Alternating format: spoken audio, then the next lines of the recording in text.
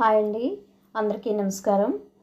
అందరికీ కూడా కార్తీక మాసం శుభాకాంక్షలు తెలియజేసుకుంటున్నాము. మరి ఫస్ట్ టైం ఈ కార్తీక పురాణం వినేటువంటి వాళ్ళైతే సబ్స్క్రైబ్ చేసి పక్కనే ఉన్న బెల్ బటన్ని ప్రెస్ చేసి ఆల్ అనే బటన్ నొక్కండి. మీకు మరిన్ని వీడియోలు నోటిఫికేషన్ రూపంలో అందుతాయి. మరి కార్తీక మాసం యొక్క ప్రాధాన్యత, శివకేశవులకి ప్రీతికరమైనటువంటి మాసం. ఎక్కడ ఏ గుళ్ళో కూడా దీపదానాలు, దాన ధర్మాలు, వస్త్రదానం, ధనము, ఇష్టానుసారం శక్తి కొలది ఏది దానం చేసినా కూడా చాలా మంచి ఫలితాన్ని అనుభవిస్తామండి మనం. ఇక ఈ కార్తీక మాసం, ఈ కార్తీక పురాణంలో ఇవాళ 15వ అధ్యాయం చదువుకుంటున్నాం. ఈ 15వ అధ్యాయంలో దీప ప్రజ్వలనముచే ఎలక పూర్వజన్మ స్మృతితో నరరూపమందుట. దీపదానం, దీప ప్రజ్వలనం, దీపాన్ని వెలిగించడం ద్వారా ఎంత మంచి జరుగుతుందో ఈ అధ్యాయం ద్వారా మనకి తెలియచెప్తున్నారు. అంతటా జనక మహారాజుతో వశిష్ఠ మహాముని జనక కార్తీక మహత్యమును గురించి ఎంత వివరించినను పూర్తి కానేరదు. కానీ మరి యొక్క ఇతిహాసము తెలియచెప్పెదను, సావధానుడవై ఆలకింపుమని ఇలా చెప్పసాగాడు వశిష్ఠ మహాముని. ఈ మాసమున హరినామ సంకీర్తనలు వినుట, చేయుట, శివకేశవుల వద్ద దీపారాధనము చేయుట, పురాణమును చదువుట లేక వినుట, సాయంత్రము దేవతా దర్శనము చేయలేని వారు కాలసూత్రమనడి నరకమున బడి కొట్టుమిట్టాడుదురు.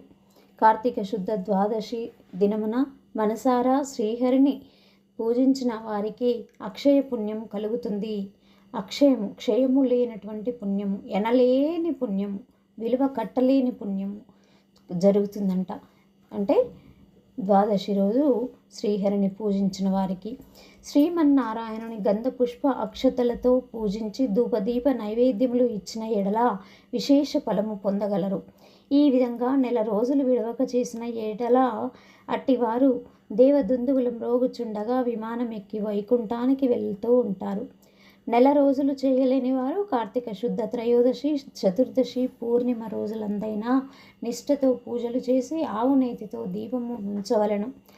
ఈ మహా కార్తీకములో ఆవు పాలు పితికినంతసేపు మాత్రము దీపముంచిన ఎడల మరు జన్మలో బ్రాహ్మణుడుగా జన్మించును. ఇతరులు ఉంచిన దీపము ఎగద్రోసి వృద్ధి చేసిన ఎడల లేక ఆరిపోయిన దీపమును వెలిగించినను అట్టి వారల సమస్త పాపములు హరించును. అందులకు ఒక కథ ఉంది, విను అని వశిష్ఠుల వారు ఇలా చెప్పుచూ ఉన్నారు జనక మహారాజుతో. సరస్వతి నదీ తీరమున శిథిలమైన దేవాలయం ఒకటి కలదు.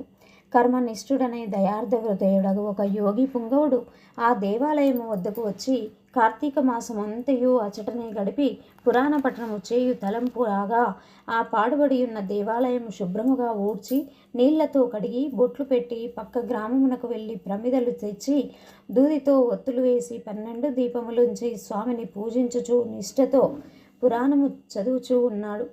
ఈ విధంగా కార్తీక మాసం ప్రారంభం నుండి చేయిస్తూ ఉన్నాడు. ఒక రోజున ఒక మూషికము ఆ దేవాలయంలో ప్రవేశించి నలుమూలలు వెతికి తినడానికి ఏమీ దొరకదన్నందున అక్కడ ఆరిపోయి ఉన్న ఒత్తిని తినవలసినదేనని అనుకుని నోట కరుచుకొని పక్కనున్న దీపము వద్ద ఆగెను. నోట కరిచి ఉన్న ఒత్తి చివరకు అగ్ని అంటుకుని ఆరిపోయిన ఒత్తి కూడా వెలిగి వెలుతురు వచ్చెను.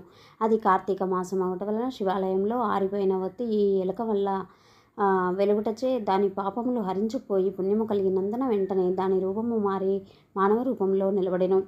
ధ్యాన నిష్ఠలో ఉన్న యోగి పుంగవుడు తన కన్నులను తెరిచి చూడగా పక్కన ఒక మానవుడు నిలబడి ఉండుటను గమనించి, ఓయి నీవెవ్వడవు, ఎందుకిట్లు నిలబడి ఉంటివి అని ప్రశ్నించగా, ఆర్య, నేను మూషికమును.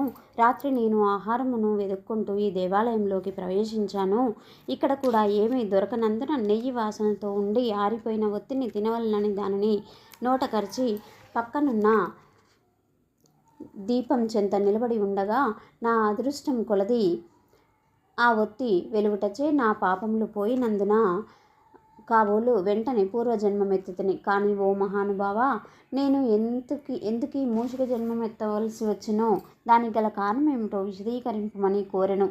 అంత యోగీశ్వరుడు ఆశ్చర్యపడి తన దివ్య దృష్టిచే సర్వము తెలుసుకొని, ఓయి కిందటి జన్మలో నీవు బ్రాహ్మణుడవు, నిన్ను బాహ్లికుడని పిలిచెడివారు.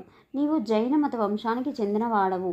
నీ కుటుంబాన్ని పోషించుటకు వ్యవసాయం చేస్తూ ధనాశాపరుడవై దైవ పూజలు నిత్య కర్మములు మరచి నీచుల వాహనముల వలన నీచుల సహవాసము వలన నిషిద్ధాన్నము తినుచు మంచి వారలను యోగ్యులను నిందించుచు పరుల చెంత స్వార్థ చింత గలవాడవై ఆడపిల్లలను అమ్ము వృత్తి చేస్తూ దానివల్ల సంపాదించిన ధనాన్ని కూడబెట్టుచు సమస్త తినుబండారములను కడు చౌకగా కొని తిరిగి వాటిని ఎక్కువకు ధరకు అమ్మి అటులా సంపాదించిన ధనము నీవు అనుభవించి ఇతరులకు ఇవ్వక ఆ ధనము భూస్థాపితం చేసి పిసినారివై జీవించినావు.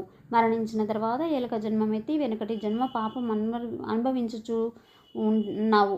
నేడు భగవంతుని దగ్గర ఆరిపోయిన దీపాన్ని వెలిగించినందుకు పుణ్యాత్ముడవైతివి. దానివల్లనే నీకు తిరిగి పూర్వజన్మ ప్రాప్తించినది కాన నీవు నీ గ్రామమునకు పోయి నీ పెరటి యందు పాతిపెట్టిన ధనమును త్రొవి ఆ ధనముతో దాన ధర్మాలు చేసి భగవంతుని ప్రార్థించుకొని మోక్షము పొందుమని అతనికి నీతులు చెప్పి పంపించెను. ఇక్కడితో 15వ రోజు పారాయణము సమాప్తము. అంటే దీపదానము చేసిన, దీపమును ముట్టించిన ఎంతో పుణ్యము.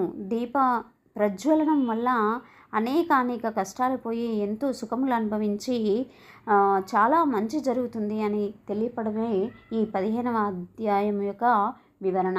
ఇక నెక్స్ట్ వీడియోలో 16వ అధ్యాయం స్తంభ దీప ప్రశంస గురించి వివరించబడుతుంది.